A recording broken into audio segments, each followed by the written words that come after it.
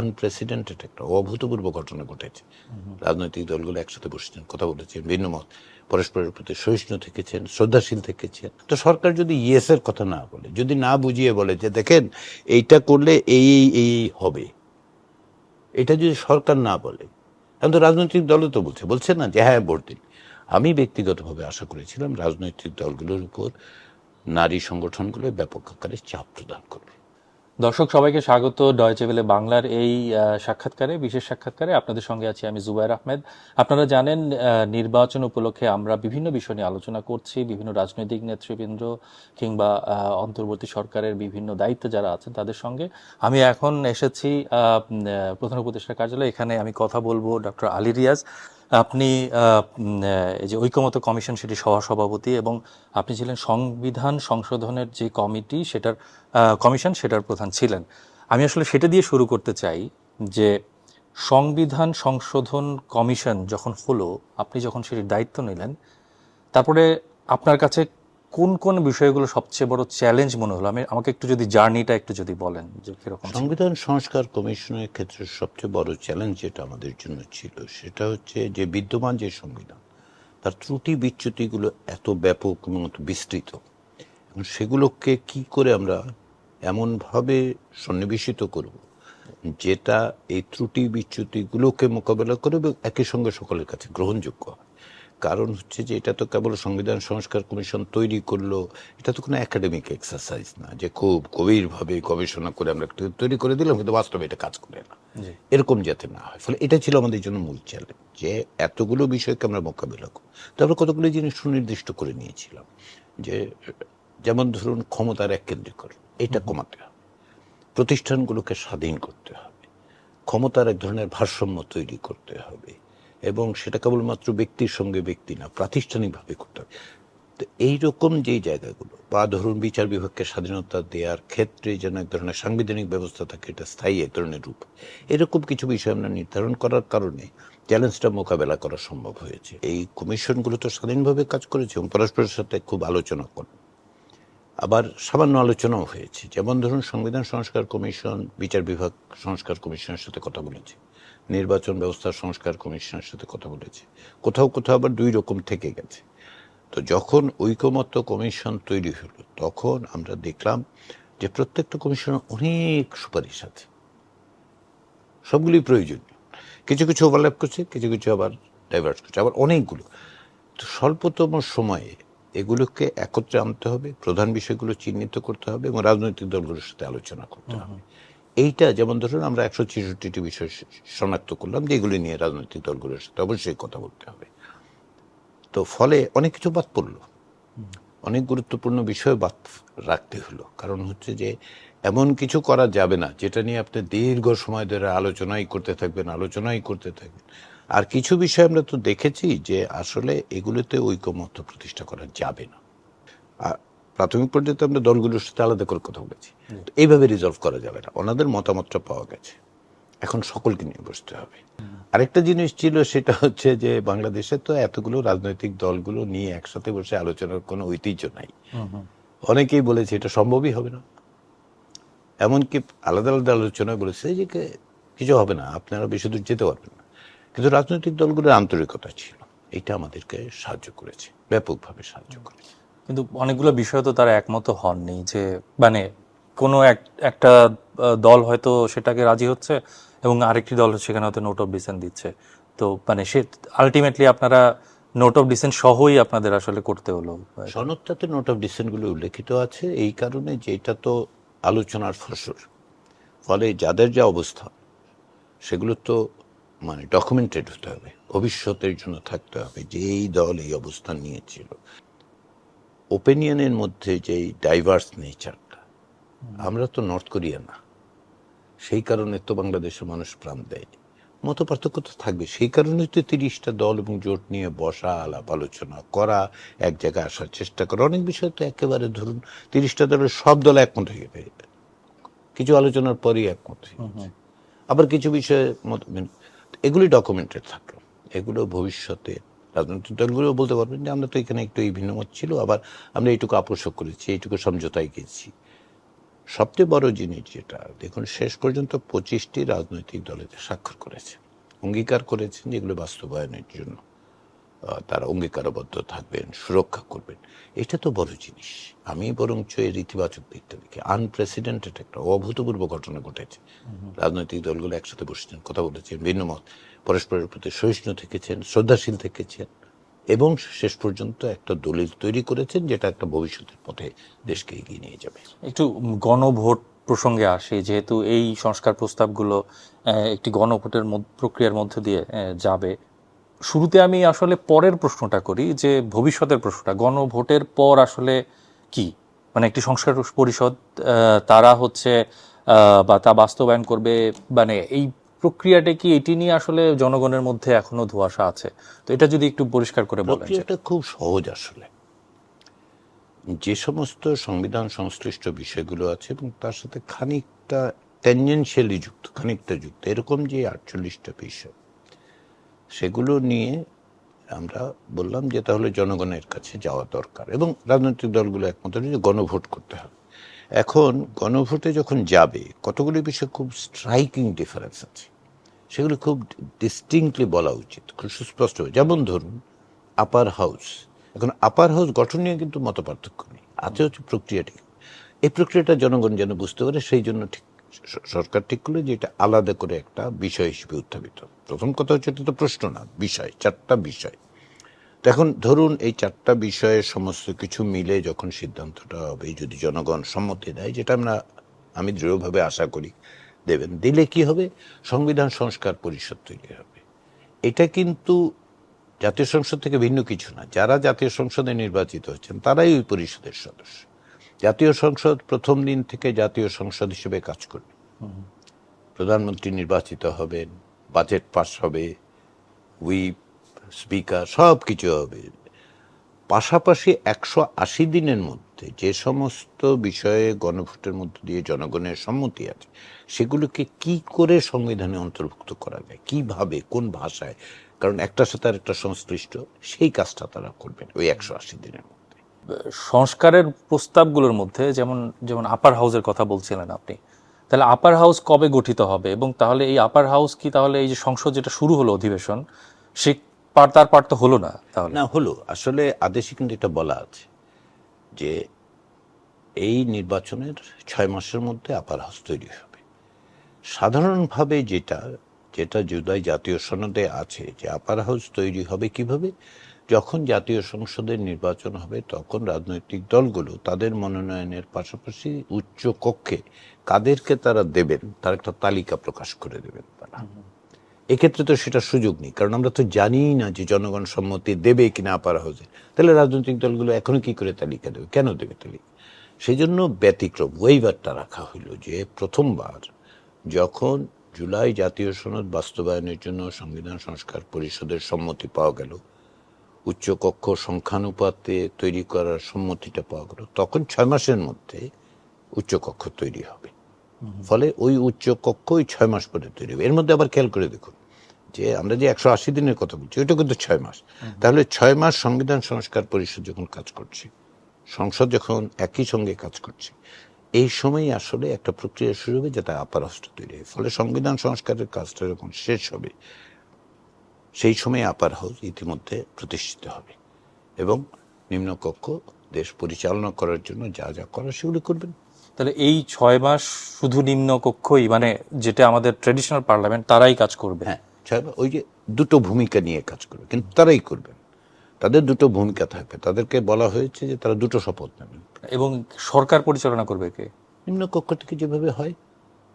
সংসদ নির্বাচন শেষ হওয়ার পরে স্বাভাবিক প্রক্রিয়ায় যেভাবে একজন যার সংখ্যাগরিষ্ঠ সমর্থন আছে তাকে বিদ্যমান সংবিধান যেভাবে একজন প্রধানমন্ত্রী নির্বাচনের কথা বলে, তাকে ডাকা হবে, তিনি সরকার গঠন করবেন, সেই সরকারের ক্যাবিনেট থাকবে, তারপরে যা যা করার এগুলি করতে থাকবে। কারণ সরকার তো হতে হবে, সরকার হতে হবে অত্যন্ত দ্রুততার সঙ্গে। নির্বাচনের পরেই বাংলাদেশে তো প্রায় 24 ঘন্টার মধ্যেই সরকার প্রতিষ্ঠিত হয়। ব্রিটেনেও আমরা দেখেছি যে পরদিন সকালবেলা সম্ভাব্য প্রধানমন্ত্রী রানীর সাথে দেখা করতে যান, রানী সম্মতি দেন, দিলে এখন রাজা হবে আর কি এখনকার ক্ষেত্রে। তো সেটা হবে, সেইটার সাথে কোনো কোথাও কোনো মানে বিভ্রান্তি অনেকেই এই তত্ত্ব দিচ্ছেন বা বলছেন আর কি যে এই অন্তর্বর্তী সরকারের দায়িত্ব তারা আসলে আরো চালিয়ে যাবেন, এমন কিছু একটা। এতটা বিভ্রান্ত কি করে মানুষ হয় আমি তো বুঝতে পারি না। কারণ হচ্ছে যে এটা তো খুব সুস্পষ্টভাবে আদেশে লেখা আছে বিষয়টা। আর দ্বিতীয় হচ্ছে সম্প্রতি একটি অনুষ্ঠানে একটি রাজনৈতিক দলের নেতা এই প্রসঙ্গটা অপ্রত্যাশিতভাবে এবং অনাকাঙ্ক্ষিতভাবে তুললেন যে সরকার নাকি আরো 6 মাস থাকতে চায়।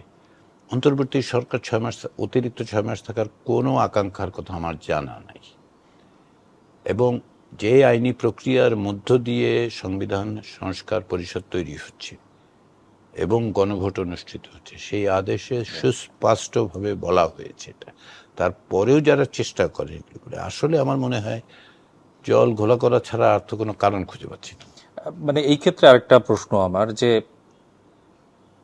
গণভোট হলো, সেই গণভোটের যেটাই রেজাল্ট হোক, আপনি আশা করছেন যেটা হ্যাঁ হবে, এবং মানে তারপরে এই সংসদ আসলে এই গণভোটের মানে এটার কারণটা কি, আমি এই প্রশ্নটা কেন করছি সেটা আমি পরে বলছি, কিন্তু প্রশ্নটা হচ্ছে যে তারা তারা যে মানে এই সংসদ আসলে এই গণভোটের ফলাফল মানতে কতটা বাধ্য? দুটো কারণে বাধ্যতা তৈরি হয়। এক নম্বর হচ্ছে এই সংসদ নয়, তৈরি হচ্ছে সংবিধান সংস্কার পরিষদ, যারা এই সংস্কারগুলো করবে। তারা কেন এটা তৈরি হচ্ছে সেটা হলে বুঝলেই আপনি মানে এটা স্পষ্ট হবে। যে কোনো সংসদের সংবিধান সংশোধন করার ক্ষমতা আছে। বাংলাদেশের যে সংবিধান সেখানেও লেখা আছে 2/3 সংখ্যাগরিষ্ঠতা থাকলে আপনি মানে সংবিধান, এটাকে আমরা বলি অ্যামেন্ডিং পাওয়ার। যে কোনো পার্লামেন্টের আছে, পৃথিবীর যে কোনো পার্লামেন্টের আছে। কিন্তু আপনি যদি কিছু ফান্ডামেন্টাল বিষয়ে সংশোধন করেন তাহলে কি হবে? বাংলাদেশের সংবিধান এটাও ছিল অতীতে যে এটা গণভোটে যাবে, পরে সেটা আবার বাতিলও করে দেওয়া হয়েছিল, কাউকে না জানিয়েই বাতিল করা হয়েছিল। এখন এই যে অ্যামেন্ডিং পাওয়ারের একটা লিমিট আছে। তো আপনি এই গণ অভ্যুত্থানের মধ্যে দিয়ে যে আকাঙ্ক্ষা, রাজনৈতিক দলগুলোর মধ্যে আলাপ আলোচনা, তাদের পক্ষ থেকে যে সমস্ত সেগুলি খুব মৌলিক কাঠামোগত পরিবর্তন। তো সেগুলি কি অ্যামেন্ডিং পাওয়ার দিয়ে করা যায়? আসলে যায় না। এটা যদি আপনি করেন তাহলে আদালতে যখন যাবেন, আদালত বলবে এটা বেসিক স্ট্রাকচার, ডক্ট্রিনের আন্ডারে এইটা বেসিক স্ট্রাকচার ছিল, আপনি বদলাতে পারেন। তাহলে তাকে কিছু পাওয়ার দিতে হবে, যে পাওয়ারটা হচ্ছে যাতে সে বেসিক স্ট্রাকচার, মৌলিক কাঠামো বদলাতে পারে। সেই জন্যই কিন্তু সংবিধান সংস্কার পরিষদের কথা বলা হয়েছে, যে তার এটাকে কনস্টিটিউয়েন্ট পাওয়ার বলে, কনস্টিটিউয়েন্ট পাওয়ার থাকবে।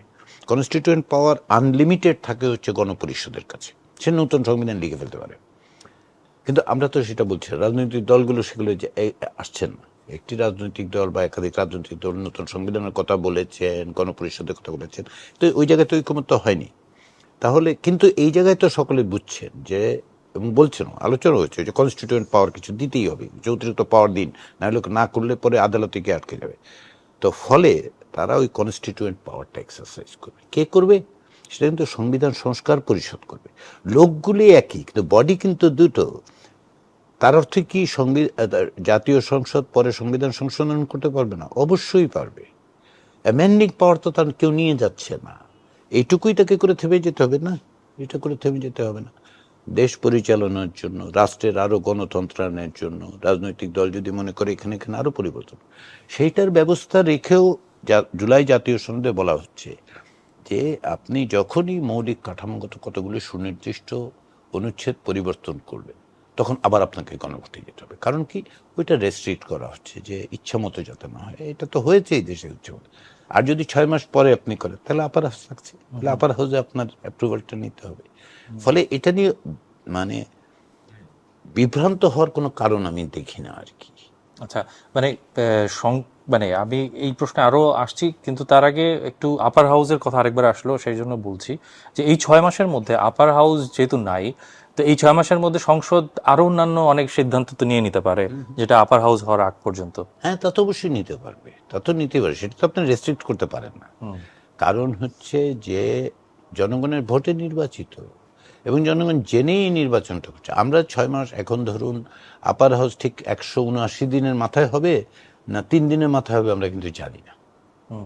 আরেকটি বিষয় যেটি আমি আপনাকে যে প্রশ্ন করতে চাই সেটি হচ্ছে যে এই প্রক্রিয়াটা, এটার যে আইনগত ভিত্তি সেটি নিয়ে কিছু প্রশ্ন এসেছে। যেমন কেউ কেউ বলেছেন যে মানে পদ্ধতিটা এমন হওয়া উচিত ছিল যে আগে সংসদে আলোচনা হবে কিছু বিষয়, যেটি আপনি বলছিলেন যে খুব মৌলিক বিষয়গুলোতে পরিবর্তন আনতে হলে তারপরে গণভোটে যেতে হবে। তো যেখানে যেহেতু সংসদ নাই, তাহলে আগে গণভোটে যেতে হলো। তো কিন্তু প্রক্রিয়াটা হওয়া উচিত ছিল আগে সংসদ করে সেইখানে আলোচনা করে তারপরে যে বিষয়গুলো নিয়ে আসলে মৌলিক পরিবর্তনের আকাঙ্ক্ষা আছে বা সেই জায়গাগুলো নিয়ে তারপরে গণভোটে যাওয়ার কথা উচিত ছিল। মানে এইরকম কিছু আলোচনা আছে না, এটা আমি সঠিক মনে করছি না। তাহলে জাতীয় ঐকমত্য কমিশন, এই সংস্কার কমিশনগুলিকে তাহলে বলতে হবে যেগুলি করা ঠিক হয়নি। কিন্তু ওনারা তো পার্টিসিপেট করেছে, যারাই প্রশ্ন তুলছেন তারা তো পার্টিসিপেট করেছে। কারণটা হচ্ছে এইটা, যদি আপনি মনে করেন যে 2024 সালে এই দেশে কোনো গণ অভ্যুত্থানই হয় নাই, তাইলে আপনি এটা বলতে পারবেন যে একটা সংসদ হবে, সেই সংসদে 2/3 পাস হবে, একটা গণভোট হবে।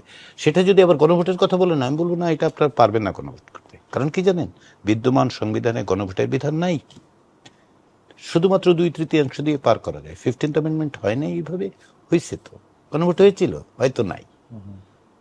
13th অ্যামেন্ডমেন্টে গণভোট হয়েছিল, হয়তো নাই, তাই না? তো প্রশ্নটা হচ্ছে যে আপনি কিভাবে দেখছেন, আপনার দৃষ্টিভঙ্গিটা কি?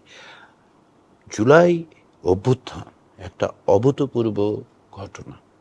এটা রাষ্ট্রের মৌলিক কাঠামোর সংস্কারের তাগিদ তৈরি করেছে, দাবি তৈরি করেছে, মানুষ প্রাণ দিয়েছে, এবং পরবর্তী সময়ে সমস্ত রাজনৈতিক দল তাকে স্বীকৃতি দিয়েছে যে এইটার কাঠামোগত পরিবর্তন। ফলে শুধুমাত্র সংসদে গিয়ে আপনার 2/3 জোরেই একটা দল করবে সেটার উপর আপনি নির্ভর করবেন, নাকি সকলের আকাঙ্ক্ষা মানুষের কাছ থেকে জিজ্ঞাসা করে নিয়ে আলাপ আলোচনা? 30টির বেশি রাজনৈতিক দল জোটের সাথে আলোচনার মধ্য দিয়েই তো এই এজেন্ডা তৈরি হয়েছে, তাই না? তো ফলে এটা আরো বেশি ইনক্লুসিভ। তো আর মানে এই 180 দিন এর মধ্যে যদি সংস্কার মানে প্রক্রিয়া চলছে কিন্তু সেটি হলো না, মানে একটা জায়গায় এলো না, সেই সংস্কার পরিষদ সেটি করতে পারলো না, তাহলে কি হবে? এই ক্ষেত্রে অধিকাংশ জায়গায় আমরা যেখানে কনস্টিটিউয়েন্ট অ্যাসেম্বলি, গণপরিষদ দেখছি, ওগুলি গণপরিষদ ভেঙে যায়। একটা পিউনিটিভ মেজার বলে এটাকে, যে একটা পিউনিটিভ মেজার তৈরি হয়। তো পিউনিটিভ মেজার তৈরি করার বিপদটা কি? বিপদটা ধরুন, ভয়াবহ কথা বলছি আমি, ধরুন 180 দিন না হলে কি, যদি আমরা পিউনিটিভ মেজারের কথা বলতাম যে 180 দিনে যদি না পারে তাহলে সংসদ ভেঙে যাবে, তখন নির্বাচন হবে কিভাবে? কারণ বর্তমান যেই বিদ্যমান সংবিধান তো থাকবে, ওর মধ্যে তো এরকম নির্বাচন করার যে পথ পদ্ধতি, আগের সরকার থাকবে, 30 দিনের মধ্যেই সে হবে, কিন্তু এইরকম সিচুয়েশনের কথা তো লেখা নাই। আর তদুপরি তখন তত্ত্বাবধায়ক সরকারের ব্যবস্থাই নেই। আদালত রিভাইভ করেছে, তো আদালত রিভাইভ করলে সাথে সাথে কিন্তু সংবিধানে মানে রিপ্লেসড হয়ে যায় না, পরে সংসদ দিয়েই করতে হবে। তার মানে এখন সংবিধানে নাই তত্ত্বাবধায়ক সরকার, তাই তো?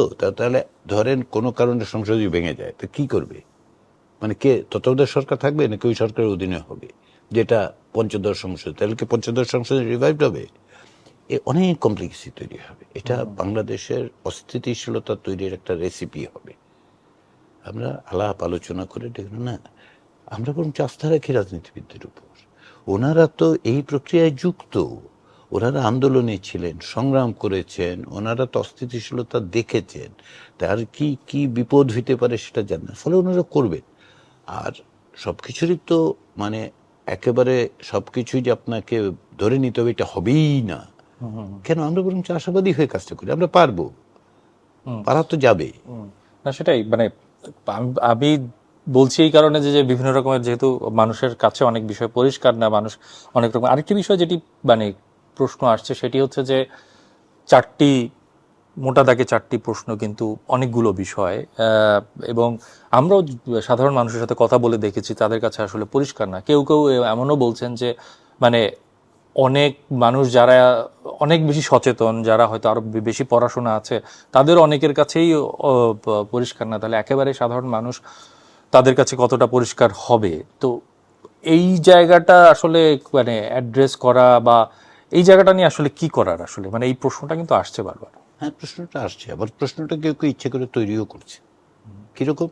4টা প্রশ্নের উত্তর না, 4টা প্রশ্ন নাই, কিন্তু ব্যালটে 4টা প্রশ্ন নাই, ব্যালটে একটা প্রশ্ন আছে। হ্যাঁ, গণভোটের পক্ষে না বিপক্ষে। হ্যাঁ, না না, 4টা বিষয় আছে। 4টা বিষয় কি আছে? 4টা বিষয় আপনি খেয়াল করে দেখবেন, প্রাতিষ্ঠানিক স্বাধীনতার প্রশ্নগুলো আছে, উচ্চকক্ষ গঠনের প্রক্রিয়া আছে, নারী প্রতিনিধিত্বের কথা আছে, তারপরে এইরকম ভাবে করে, এবং সর্বশেষে বলেছে এর বাইরেও তো কিছু থাকবে, এগুলো রাজনৈতিক দলগুলো তাদের নিজেদের মতো করে করবে। তো এখন বলতে পারেন যে হ্যাঁ, এত কিছু বিষয়, এত বড় একটা দলিল আপনারা একসঙ্গে দিলেন, দিয়ে একটা প্রশ্ন উত্তর চাচ্ছেন।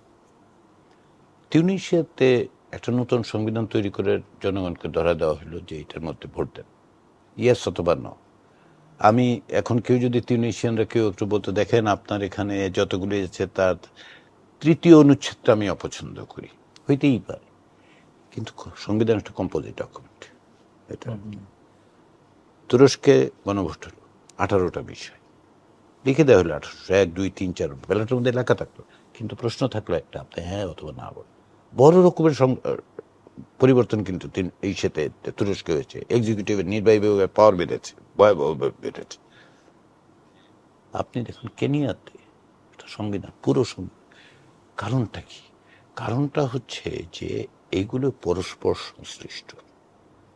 এখন এই পরস্পর সংশ্লিষ্ট বিষয়গুলো যখন আপনি আলাদা করবেন, তখন কি দাঁড়াবে? দাঁড়াবে হচ্ছে আপনি একটা না করে আরেকটা তো করতে পারবেন না। আপনি উচ্চকক্ষ তৈরি না করে আপনি তো এটা নিশ্চিত করতে পারবেন না যে সংবিধান ভবিষ্যতে সংশোধনের জন্য উচ্চকক্ষের সংখ্যাগরিষ্ঠতা লাগবে, 2/3 যথেষ্ট নয়। এটা তাহলে উচ্চকক্ষের কথা আলাদা করে আপনাকে বলতে হবে। এখন আপনি যদি বলেন যে আমরা কি তাহলে ধরুন 48টা বিষয় 1, 2, 3 করে দিতে পারতাম, হ্যাঁ দেয়া যেত, তাহলে দিয়েও কিন্তু আমাকে প্রশ্ন করতে হতো একটাই, আপনি এগুলো সমর্থন করেন অথবা করেন। কোনো অবস্থাতেই কোনো গণভোটে সর্বাংশে 100% সমস্ত বিষয়ে একমত হয়েই কেবলমাত্র মানুষ ভোট দেবে, এই ধারণাটা সঠিক নয়। বড় আকারে যে প্রশ্ন, সেটা বরং আসেন আমরা আলোচনা করি। বড় আকারের প্রশ্নটা কি আসলে? এই গণভোটের বড় আকারের প্রশ্ন একটাই, রাষ্ট্র ব্যবস্থায় সংস্কারের ব্যাপারে আপনি একমত হচ্ছেন কি হচ্ছেন। আপনার জন্য না মানে কি? না মানে হচ্ছে স্থিতাবস্থা, স্ট্যাটাস কো। এই সংবিধান রাখা, যে সংবিধানের মধ্য দিয়ে প্রাতিষ্ঠানিক স্বাধীনতা নাই, বিচার বিভাগের স্বাধীনতা নাই, ক্ষমতার এককেন্দ্রীকরণ আছে, ফ্যাসিবাদী শাসন প্রতিষ্ঠার পথ উন্মুক্ত আছে, এটা রাখতে চান, ঠিক আছে রাখেন, এটা আপনার মত হতেই পারে যে বেনিফিশিয়ারি অথবা যে, কিন্তু আন্দোলন বলেন, গণ অভ্যুত্থান বলেন, সংগ্রাম বলেন, তার লক্ষ্যটা কি ছিল? আমরা যেন এই ব্যবস্থায় না যাই, এটাই তো প্রশ্ন। মানে প্রশ্নটা আসলে মোটা দাগে এই জিনিসটা বা মানে যেটি আমরা দেখছি যে এই, এবং মানে আপনারাও যখন মানে সরকারের পক্ষ থেকেও যেহেতু এই বিষয়টা বলা হচ্ছে সব জায়গায়, যে চেষ্টা করা হচ্ছে মানুষের কাছে পৌঁছানোর, এইভাবেই বলা হচ্ছে, কিন্তু সমালোচনা হচ্ছে যে মানে মানুষ কি আসলে পুরোটা বুঝে, যে অনেকগুলো প্রশ্ন, অনেকগুলো জায়গা, এগুলো বুঝে সেগুলো উত্তর দিচ্ছে কিনা, এইটা হচ্ছে মানে এই এই সমালোচনাটা আসলে করা হচ্ছে। আর আরেকটি বিষয় হচ্ছে যে মানে একটা তো হচ্ছে যে মানে হ্যাঁ বা না দিবে, তারপর হচ্ছে যে এতগুলা প্রশ্ন, সেটি একটা। আরেকটি প্রশ্ন হচ্ছে যে মানে যদি গণভোট হলো এবং সেইখানে বলা হচ্ছে যে যদি ধরেন 20% মানুষ ভোট দিল এবং সেইখানে হ্যাঁ হলো, তাহলে কি হবে? 35% মানুষ ভোট দিয়েছিল 1991 সালে। আমরা সংসদীয় ব্যবস্থায় গিয়েছিলাম এবং সেই সংসদীয় ব্যবস্থা সুরক্ষা করার জন্য আমরা প্রাণপণ চেষ্টা করেছি 90 সালে আন্দোলন করে, যেটা প্রতিষ্ঠিত হয়েছিল যে আমরা পার্লামেন্টারি সিস্টেমে যাব। 91 সালের গণভোটে মাত্র 35% লোক বলেছিল। আমরা তো তারপর 91 থেকে 2006 পর্যন্ত কেয়ারটেকার গভর্নমেন্ট 5 দিন, তারপরে শেখ হাসিনার সময়ও তো দৃশ্যত বাংলাদেশের সংবিধানে সংসদীয় ব্যবস্থাই ছিল, এখনো আছে, মাত্র 35%। আমি এখন কিভাবে বলবো, খেয়াল করে দেখুন, আমি দুইভাবে বলবো কথাটা। মাত্র 35% লোক বলেছিল, তাতেই আমরা রাষ্ট্রপতি শাসিত ব্যবস্থা তুলে দিয়েছি। অধিকাংশ মানুষ এই অর্থে যারা অংশগ্রহণ করেছিল, তারা 35% অংশগ্রহণ করে বলেছিল যে আমরা ব্যবস্থাটা চেঞ্জ করব। কারণ যে ওই যে 35% অংশগ্রহণ, তার মধ্যে সংখ্যাগরিষ্ঠতা ছিল কিনা, ছিল তো, তাহলে আমরা তো সেই ব্যবস্থা নিয়েছি।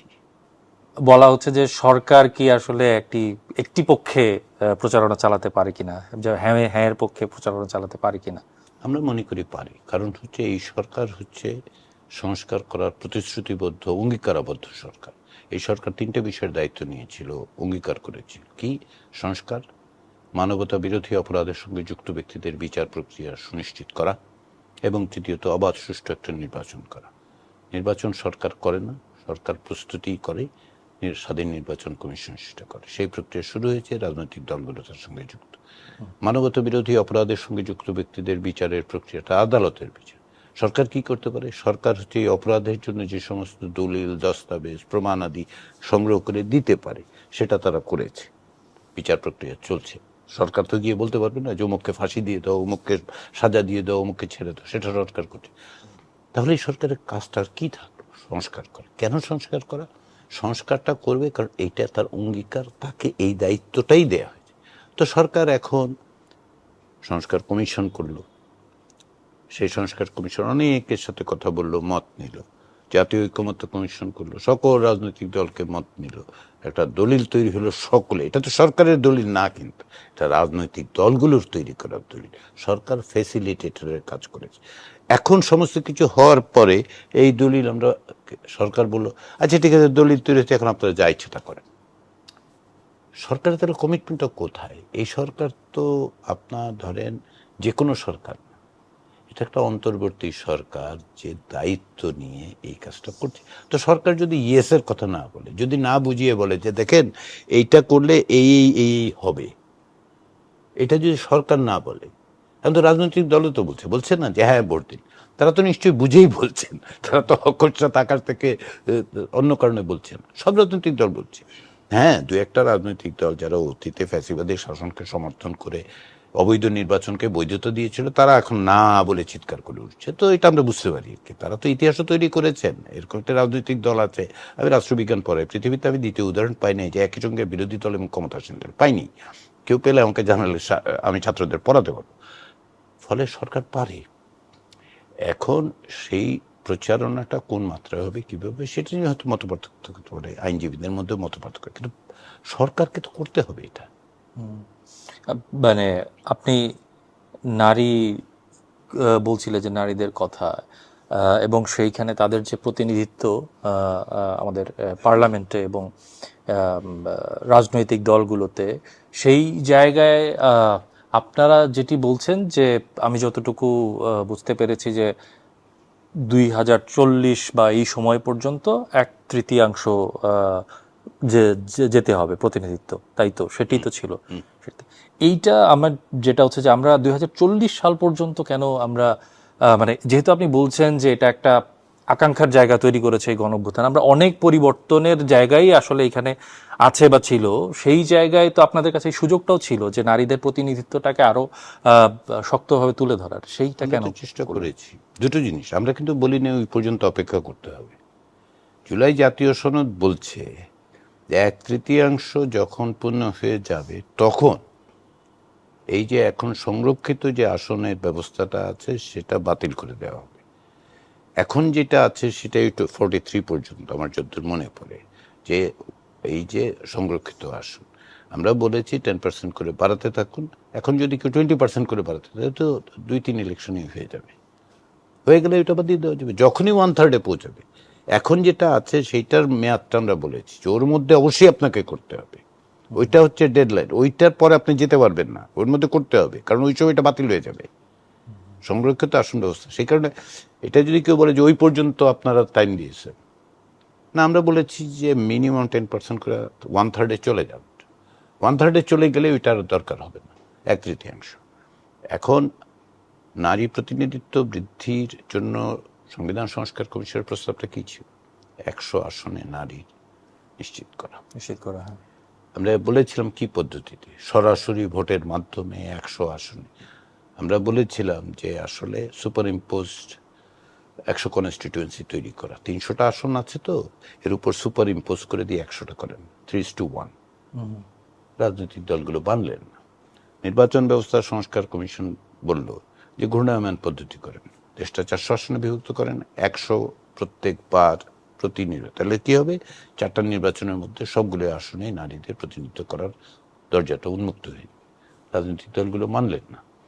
আমরা প্রাথমিক পর্যায়ের আলোচনায় যেহেতু এটা হলো না, আমরা দ্বিতীয় পর্যায়ে আলোচনা তুললাম, রাজনৈতিক দলগুলো মানলেন না। আমরা 5 দিন আলোচনা করেছি। 5 দিন কিভাবে আলোচনা হয়েছে, বিরতি দিয়ে দিই। প্রথম দিন উত্থাপন করা হয়েছে, আনা যাচ্ছে না রাজনৈতিক দলগুলোকে এই জায়গায়, আমরা মুলতবি করেছি।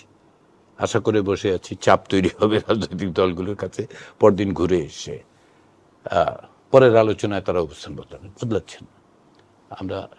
আমরা তো জাতীয় ঐক্যমত্য কমিশন তো চাপিয়ে দিতে পারবে না।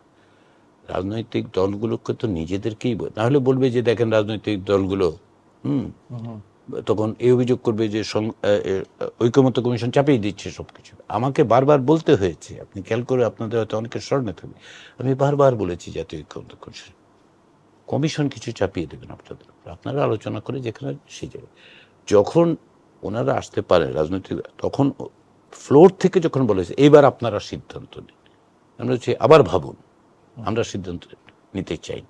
যতটুকু অগ্রগতি অর্জন করা গেছে সেটা হচ্ছে ঐক্যমত্যের ভিত্তিতে, সেটা আমাদের কাঙ্ক্ষিত ছিল না। আমরা চেষ্টা করেছি, আমরা 5 দিন বিভিন্নভাবে আলোচনা করে আশা করেছি।